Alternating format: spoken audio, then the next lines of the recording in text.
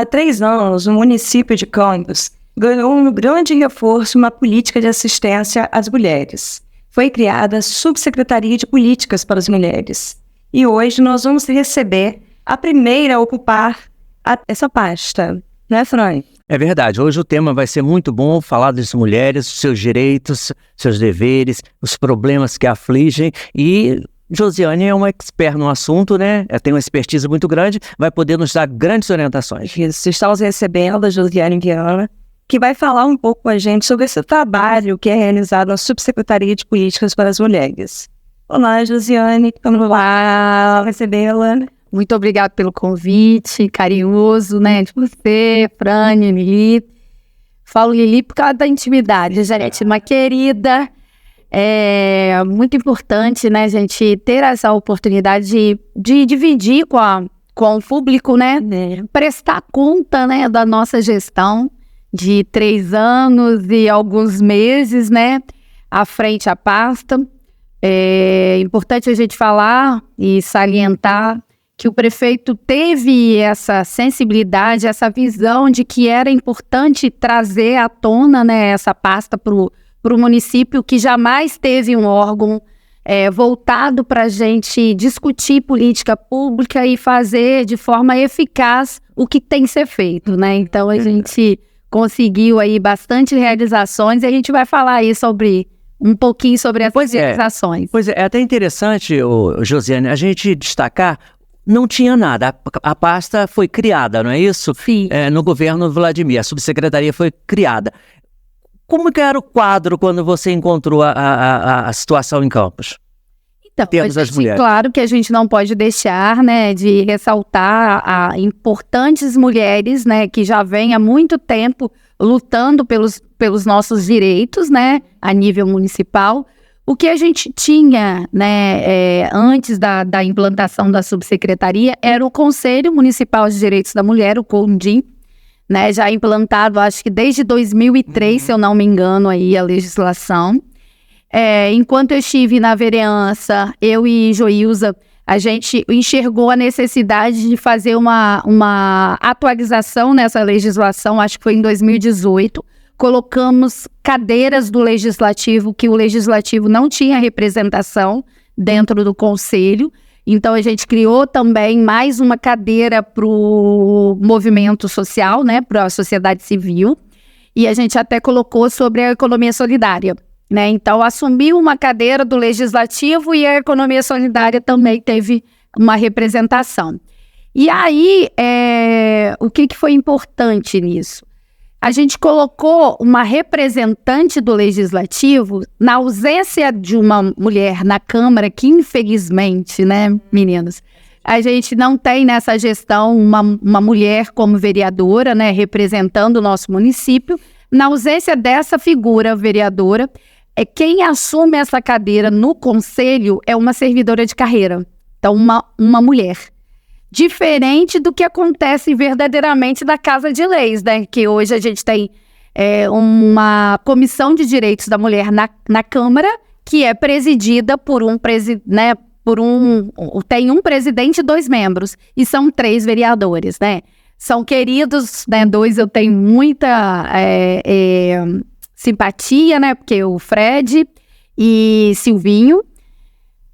E infelizmente era para ser 3 vereadoras, 3 mulheres, né, a ocuparem essa comissão, porque a gente sabe que mesmo que o homem tenha essa sensibilidade, nada do que o ambiente de fala, né, o lugar de fala para a gente propor leis, porque a gente vivencia aquilo. É isso que eles dizem, a vivência, né?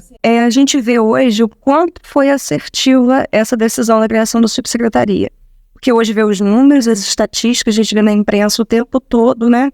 Esse índice de violência, e hoje as mulheres têm onde recorrer, tem um apoio, né? Qual é essa rede de proteção que o município oferece? Então, até esqueci de falar que junto com o Conselho e todos os movimentos sociais, enfim, a gente também já tinha a criação da Casa da Mulher Benta Pereira, né? Que é um acolhimento de endereço sigiloso. Só existe 3 como ele no estado todo. E o município de Campos já tem há bastante tempo, e a gente acolhe mulheres não só de Campos, mas do estado todo. Então, eram esses dois equipamentos. Claro que a gente já tinha o Centro de Referência da Saúde da Mulher, mas específico para as políticas públicas, né, de nós mulheres, seriam só o conselho mesmo da rede específica. União, né? Isso. E até o CEAN, ele resgatou isso, né, de ocupar aquele espaço ali para essa finalidade. Mas ficou um bom tempo sem ter. Isso, então, a gente, é claro que teve Dona Vera, né, teve mulheres, né, a Dean, já tinha, eu acho que junto com a gente, praticamente a patrulha, né, veio conosco.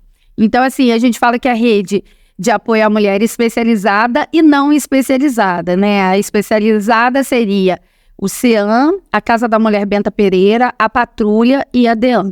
Seriam os bem especializados em violência, né? Mas quando a gente fala em subsecretaria, é muito importante a gente desmembrar a questão da violência, né? Claro que a subsecretaria também trata da mulher como um todo. E aí, para a questão da violência, a gente tem o CEAN, tem a Casa Benta, mas a subsecretaria é esse órgão que faz conexões com toda a rede, seja ela especializada e não especializada na violência. Então, a subsecretaria teve, né, sempre essa preocupação de trazer as instituições educacionais para perto. Então, a gente fez muita parceria com o IFE, com a FAETEC para poder propor cursos. A gente tem ligação com a UF. Enfim, a gente faz essa parceria porque a política da mulher é uma política transversal.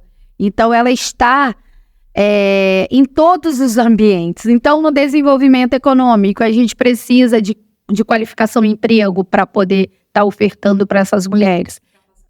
Capacitação.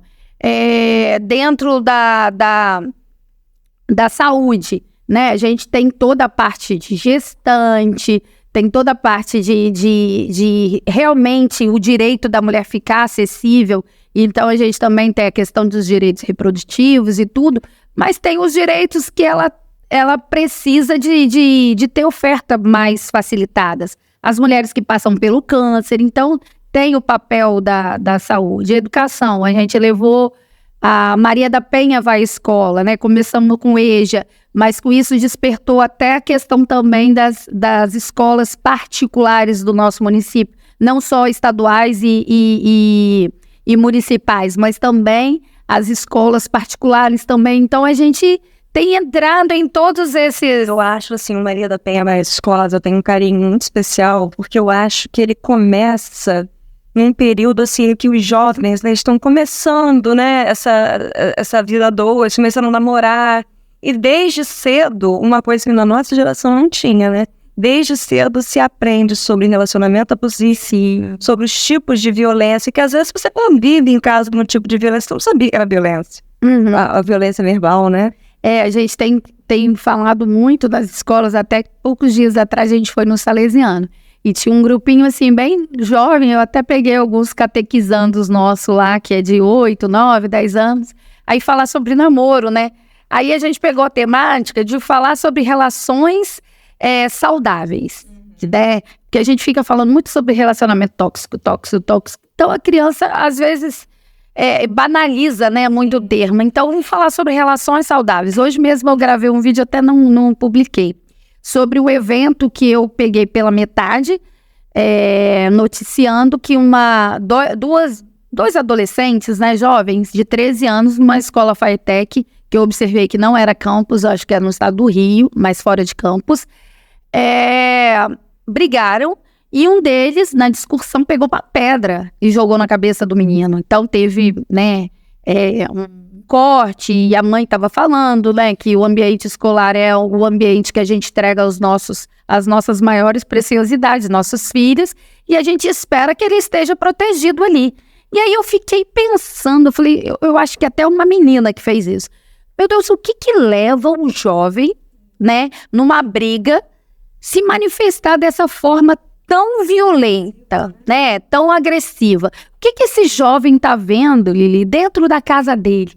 Porque quando a gente fala sobre relações, né, principalmente a gente lá no CEAN, que são relações muitas vezes pesadas, com registros, né, ruins, as crianças estão visualizando tudo aquilo, né? Tão próximas. E aí, às vezes, você vê adolescentes reproduzirem o ambiente que eles vivem. Que mais do que falar é o exemplo que você dá, né? Josiane, eu queria que você falasse primeiro o que é o CEAM, como que funciona, porque muitas pessoas podem não saber. Sim. E eu queria saber depois, em seguida, qual o perfil da mulher hoje que vai ao CEAM. Sim, então o CEAM é o Centro Especializado de Atendimento à Mulher. Tem alguns municípios que é CRAM, mas a gente entendendo o protocolo nacional, a gente preferiu montar o CEAM, né? Então, assim, ele é um organismo, né? Um equipamento que atende a mulher que é vítima de qualquer violência. A gente pode tipificá-lo sobre violência doméstica ou qualquer tipo de violência. Então, a gente preferiu ampliar esse atendimento às mulheres. E o CEAM, a gente atende uma norma federal que tem que ser um equipamento com acessibilidade, né? Então, tem que ter rampas, que tem que ter banheiros com acessibilidade por conta da inclusão. Tem que ser um equipamento que precisa receber um assessoramento técnico. Então, não adianta a gente colocar lá uma psicóloga, uma assistente social e uma advogada, que é a equipe multidisciplinar que atende lá, sem ter tido esse assessoramento técnico. A gente recebeu muito assessoramento técnico através do Estado. Foi essa grande parceria que o Estado conseguiu nos atender.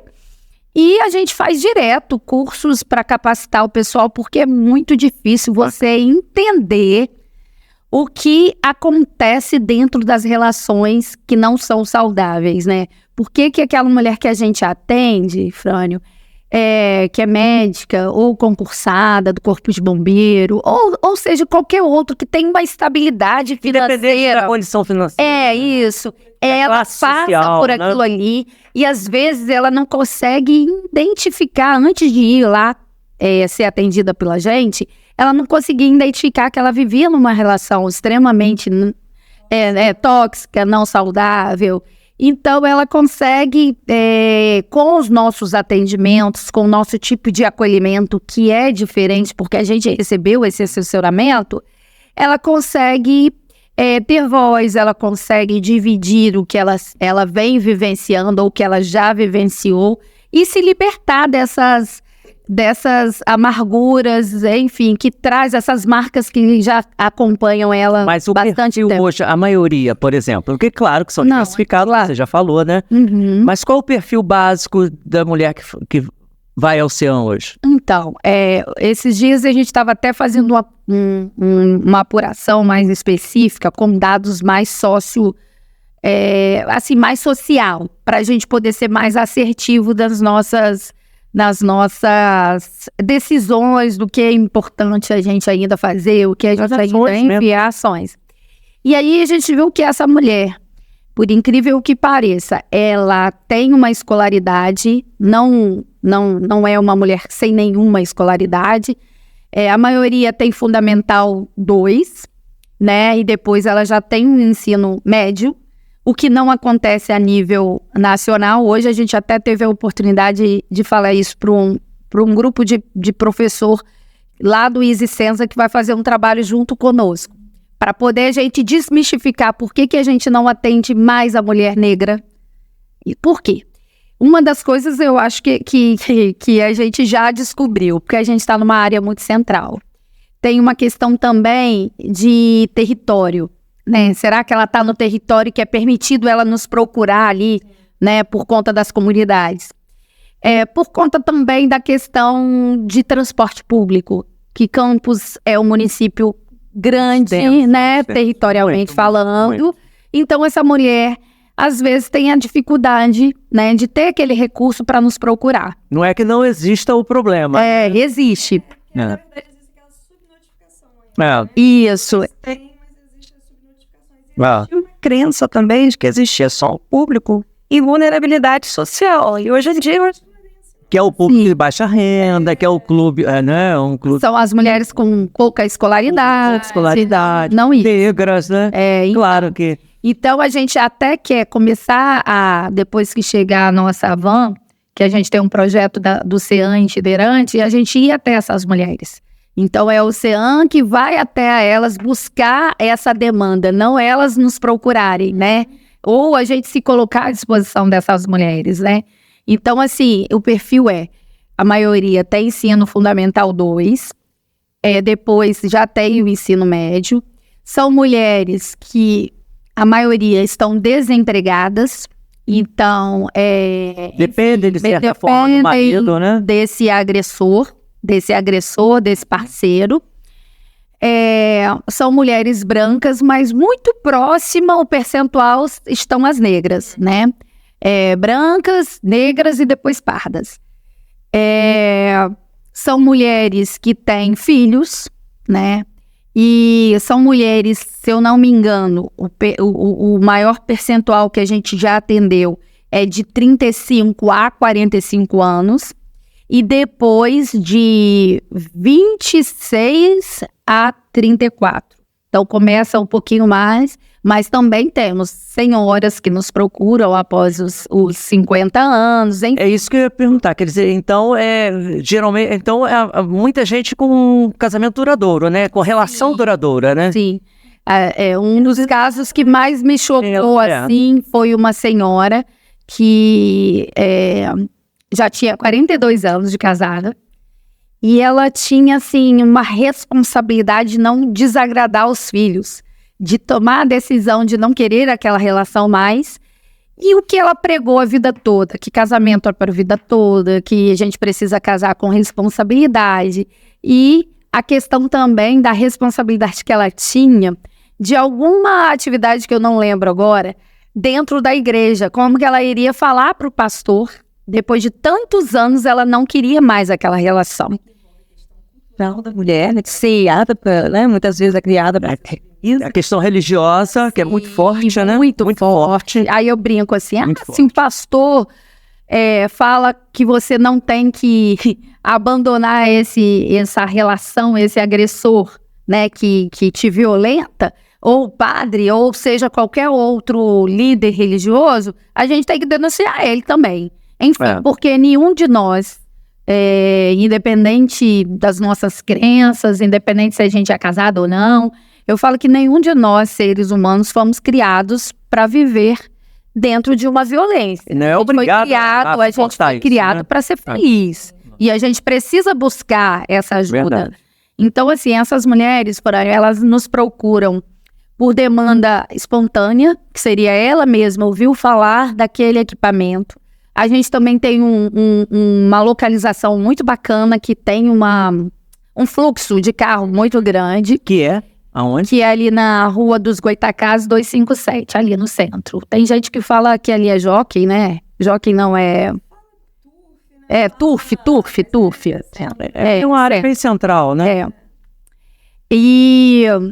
Ou através do que a gente está fazendo aqui, dos meios de comunicação, que eu falo que eu amo, como que eu sou bem cuidada, bem respeitada dentro dos meios de comunicação, seja ele qual for, jornalístico, ou através de TV, ou de programas, a gente é muito chamado. Trabalho sério, né, Josiane? Também não tem como, né?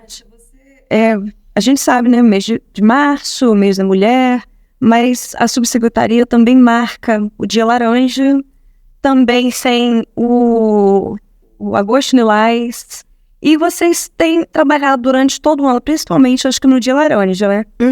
Todo o ano. Você acha que as pessoas estão mais conscientes a partir desses movimentos? Sim. Na verdade, Lili, você lembrou de um projeto, né, de lei. Eu falo que a nossa gestão, a gente tem trazido uma responsabilidade assim. Hoje eu estou lá, estou subsecretária, né? Mas amanhã, depois, se tiver uma outra colega, que ela possa receber o equipamento, né? Com bastante avanços, o que a gente pôde fazer. E tudo que a gente tem trazido também através de projeto de lei. Porque aí você eterniza.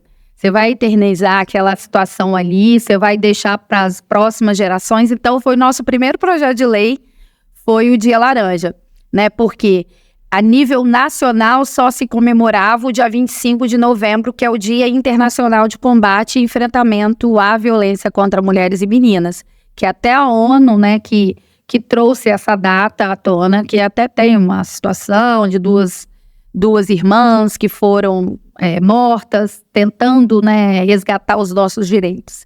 E aí a gente quis trazer essa reflexão mensal. Então foi nosso primeiro projeto de lei, né, no caso hoje é lei, e todo dia 25 a gente tenta fazer uma movimentação para poder mostrar para a sociedade civil que não é a subsecretaria só responsável pelo combate e enfrentamento à violência. A gente escolhe shoppings, a gente escolhe uma escola, a gente escolhe uma feira, uma feirinha, enfim, a gente chama a sociedade também para a responsabilidade. Então, a gente tem feito esses eventos e a gente conseguiu, né, fazer com que a mulher entendesse que hoje ela tem um canal de apoio, ela tem aonde buscar ajuda e tem uma ajuda qualificada, uma equipe multidisciplinar. Então, foi a primeira ação nossa, foi esse Dia Laranja. Eu acho que esse trabalho de conscientização que vocês fazem, né, nesses dias, né, Dia Laranja, Lilás e tal, é muito importante. Você ainda existe alguma resistência em algum meio para essa conscientização da não violência? Existe ainda uma resistência nas escolas, por exemplo? Ou hoje já está... Não, até as escolas mais conservadoras, ou as escolas que também têm um perfil já mais religioso. Eu já trabalho no Salesiano há muito tempo. E quando me veio o convite de ir lá... Nas igrejas, por exemplo. Nas igrejas. Existe essa abertura nas igrejas? Sim, essa gente tem consciência. sido... Eu vou falar mais na evangélica. Eu acho que eu nunca falei na igreja católica. Mas nas evangélicas... a gente já foi convidado, quando eu não posso ir, a minha equipe também é bem treinadinha para poder estar falando, enfim. Claro. Porque nas igrejas tem grupos de mulheres, né? Enfim, eu acho que eu vou falar agora numa igreja católica que também tem um grupo de mulheres, mães que oram pelos filhos e tal. Então, não, mas não faz cena sagrada, eu acho que já tem esse movimento em outra igreja também. Então, acho que é importante a gente estar em todos os ambientes, né? Em todos os ambientes, né? Porque, e principalmente onde a gente tem oportunidade para os jovens. Porque se a gente espera um futuro livre de violência, com mais equidade, com mais respeito, a gente investir nos jovens. Assim, tanto a gente como pai e mãe, que nós somos agentes transformadores, como também quem tem responsabilidade, né, de apoiar essa educação, essa orientação para os jovens, como as escolas, como as igrejas, entendeu? Que tem o seu papel, né? São diferentes, mas tem um papel. Você e sua equipe, vocês têm levado, até trouxeram alguns temas, de que muitas vezes ele ficava meio que escondidinho, tipo violência obstétrica, umas questões envolvendo, né, outros tipos de violência. Mas eu vejo também que vocês estão ampliando esse leque de proteção, né? De rede de enfrentamento e proteção à mulher. Você falou sobre alguns, sobre ser itinerante, mas tem outros projetos também. Sim, nós lá, a gente tem o... então, a gente vai ter junto com o ser itinerante, né? A gente recebeu, já está nos cofres da prefeitura, a gente está... né, fazendo a compra, né? A gente está na licitação e tudo para poder comprar. A van com acessibilidade, é muito importante a gente falar isso, né? Que a nossa van vai ter acessibilidade. E uma viatura para nossa guarda municipal também para atender um outro projeto de lei nosso, que ainda não foi executado, mas está na procuradoria, que é a Ronda Maria da Penha, que vai ser através da nossa guarda municipal. A gente vai comprar uma viatura para que a nossa guarda receba o treinamento, já até receberam mas vai receber mais, da Patrulha Maria da Penha. Vai ser um reforço a Patrulha Maria da Penha? Ronda Maria... Não, eles vão ter, vai atuar um pouco diferente, mais na prevenção. Por exemplo, aquela mulher hoje que chega... Hoje só chega no Ferreira Machado, que é a nossa referência para atender a mulher que é vítima de violência, né? Lá existe a obrigatoriedade, que a gente fala que é Não é obrigatoriedade, vou lembrar o nome. É compulsório. O profissional que atende uma pessoa que chega num ambiente, né, em um hospital, uma UPH, ele é obrigado, de forma compulsória, avisar a DEAN desse caso. E aí existe ainda essa lacuna. Quem leva essa mulher que sofreu violência até a DEAN? Porque muitas vezes ela tem condição de ir sozinha, né? Ela pode, não foi uma violência extremamente... Mas não é o hospital que tem uma rede de assistente social? Então, aí a gente treinou a assistente social e a psicóloga do hospital. E então, esse profissional que é obrigado a avisar a DEAN são esses profissionais. Porque na rede pública já tem, né? No Ferreira Machado já tem essa equipe que faz esse encaminhamento. Na rede particular, não. Não, mas aí na rede particular a gente nem conseguiu ainda trabalhar ainda, mas não chegamos lá ainda. O que existe hoje, a gente avisa a DEAN que aquela mulher chegou lá e sofreu violência. Depois que a gente tirou isso da mulher, porque muitas vezes ela fala que escorregou, caiu da escada, caiu da bicicleta, enfim, nunca fala que ela sofreu violência. Mas existia uma lacuna, a gente perdia essa mulher na rede, que ela não saía do hospital e ia para a DEAN por livre, espontânea vontade. O que a gente vai criar, que é através da nossa guarda já capacitada, pegue essa mulher e leve até a DEAN. Então, nossa guarda vai fazer esse fluxo, que mesmo tendo o policial lá no Ferreira Machado... Fazendo a anotação. Não, está lá para policiar, para poder qualquer coisa acontecer, né? Aquela pessoa ali ter aquela proteção, porque o agressor não pode entrar ali no hospital e tudo, tem toda essa regra. O psicólogo assistente social que já foi capacitado pela gente, né? A gente já fez vários treinamentos. Essa mulher, ela ficava na vontade dela, ela ia ou não, na DEAN avisou, mas e essa mulher não ir por vontade própria? Então, a gente agora vai ter essa responsabilidade de levar essa mulher até a DEAN, para que ela não fique perdida na rede. E outra coisa relacionada à saúde é que a gente já está estudando a possibilidade de colocar o HGG também como centro de referência dessa mulher que é vítima de violência. Que hoje a gente não tem policiais no HGG. Então, a gente só pode montar o centro de referência com policiais presentes. Então, o nosso vigilante do HGG não vai fazer o papel do policial. Então, depois que a gente conseguir esses agentes policiais no HGG, que a gente já treinou as assistentes sociais e as psicólogas, a gente também vai poder pegar essa mulher que chegue até o HGG e leve até a DEAN. Então, a gente está ampliando dessa forma, só que a nossa equipe ainda é muito reduzida, porque a gente é subsecretaria. Espero eu que na próxima gestão de Vladimir, a subsecretaria passe a ser secretaria para ter uma independência orçamentária e até de algumas decisões também que a gente às vezes fica um pouco engessada. O 8º Batalhão da Polícia Militar recebeu, né, a sala de live, né? E também tem um projeto, tem uma sala de live no IML. Na verdade, junto com essa, a gente fez uma reunião, não só campus, vamos falar do IML, não só campus, mas outros municípios, que o Brasil está tendo que responder a nível internacional, não só o Brasil, outros países, para mostrar o que a gente tem de rede de apoio às mulheres por conta do alto índice de violência. E aí, a doutora Maristela teve um papel fundamental como promotora e chamou todos nós para poder a gente mostrar a nossa rede. Então, veio São Fidélis, São João da Barra e São Francisco também, nessa discussão. E nessa discussão, mostrar cada um de nós, mostrarmos a nossa rede, surgiu a necessidade do IML ter um ambiente mais humanizado para atender essas mulheres e meninas que sofrem de violência de forma separada dentro do IML.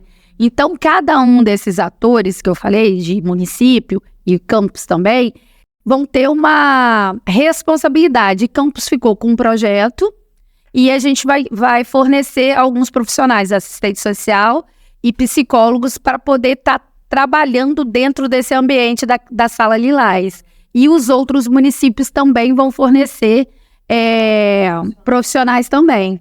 Então vai ser o IML com essa sala humanizada, a Sala Lilás, né, do IML, mas nosso IML é regional. Então vai ser um feito de todos os municípios, mas Campos tem uma grande participação. Isso é para quando? Então, falaram que vão entregar agora no final de abril. Então, assim, já está bem avançado.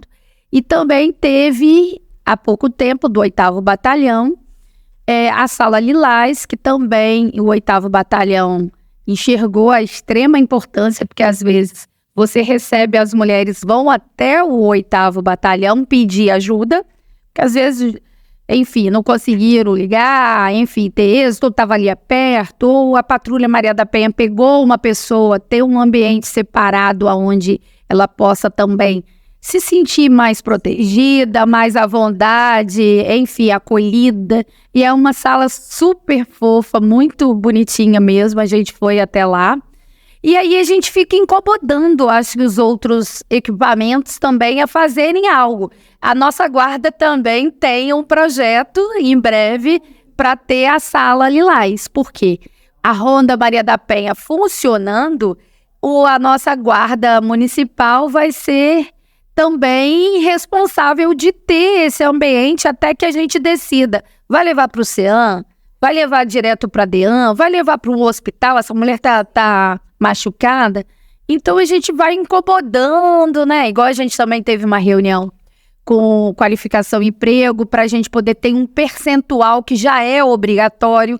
Então, quando a gente fala em subsecretaria, é esse órgão chato de fiscalizar também o que a gente tem implantado, de incomodar, de fazer pontes, igual hoje a gente recebeu uma professora do Easy Senza, que participou daqueles editais que tem na nossa Secretaria de Educação e Ciência e Tecnologia, e eles ganharam, são 54 projetos, que tem um recurso que vai para as alunas e para a bancada também de professores, para poder investir no projeto, para ir para um congresso, e também as alunas têm uma bolsa. E eles escolheram o CEAM, para trabalhar com o CEAM, trabalhar com as estatísticas, ver o que eles podem absorver através das estatísticas e levar de conhecimento para nós. Aí a gente falou sobre o mapeamento da mulher campista, que foi ontem mostrado pelas professoras, né, das meninas digitais do IFE.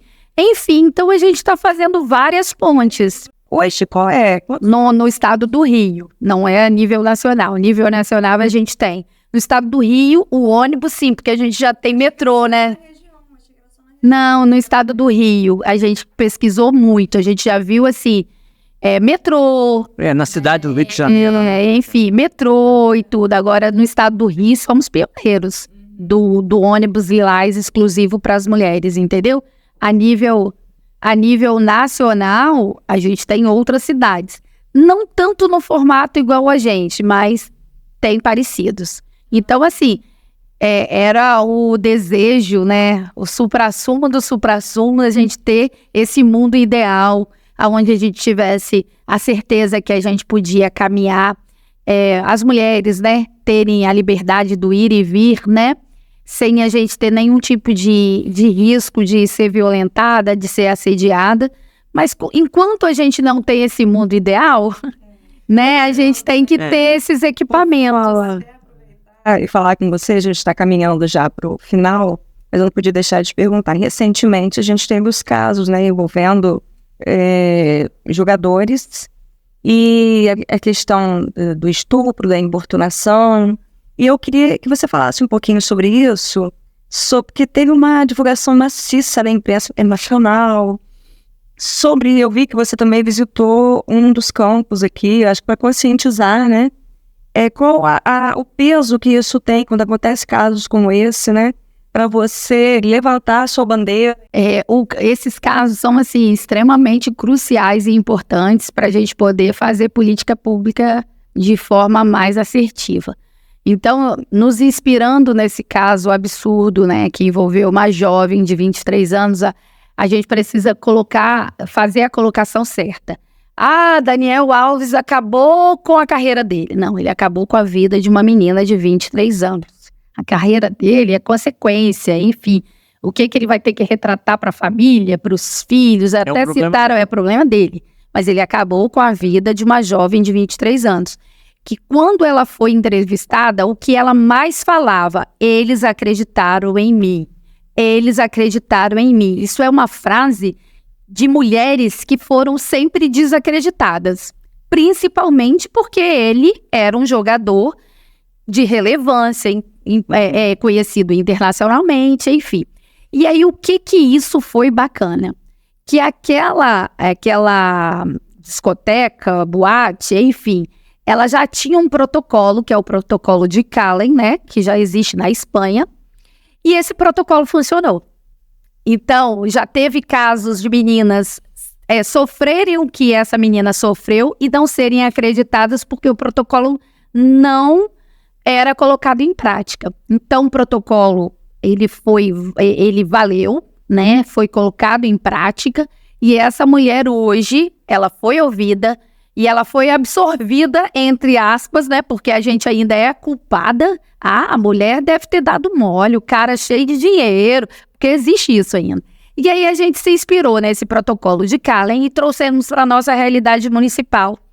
E fizemos um projeto de lei que chama Protocolo Mulher Segura, que vai valer em todos os bares e restaurantes, principalmente lugares que vendam bebidas, não que a bebida faça com que essas pessoas cometam a violência ou cometam o abuso, enfim.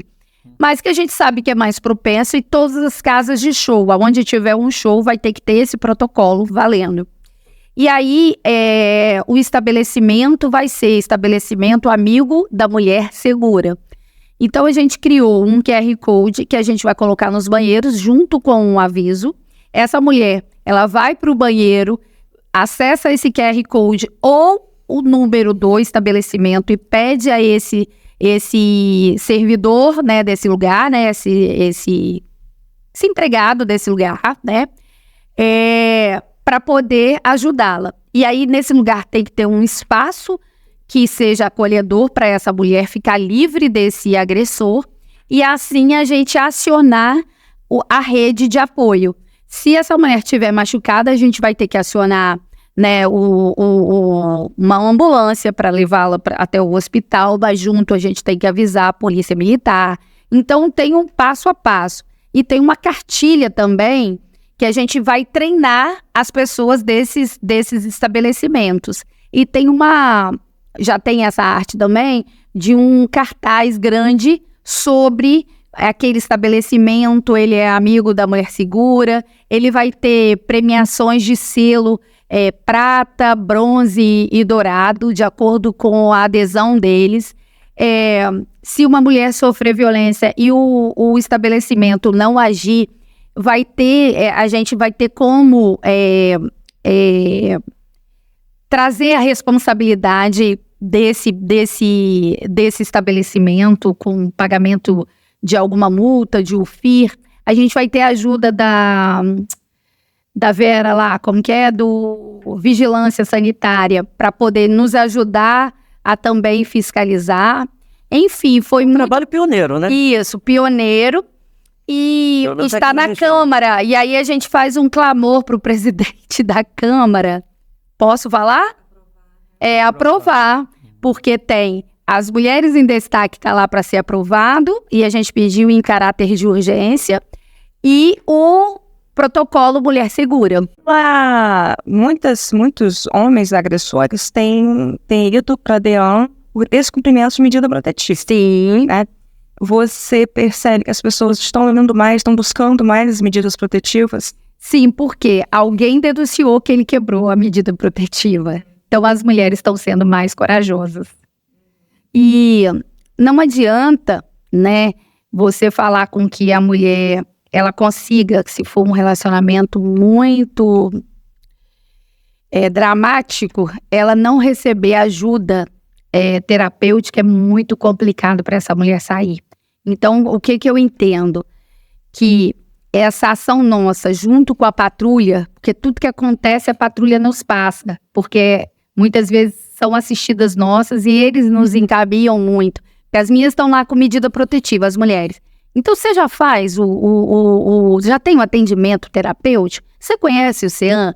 Então a patrulha faz esse trabalho de conscientização para a gente fortalecer mais essa mulher. Contribuição muito importante, né? Claro. Para todas as mulheres, algumas às vezes não sabem a diferença de CEAM para DEAN, e você fala o CEAM, delegacia. Você pode ir no CEAM e definir não denunciar.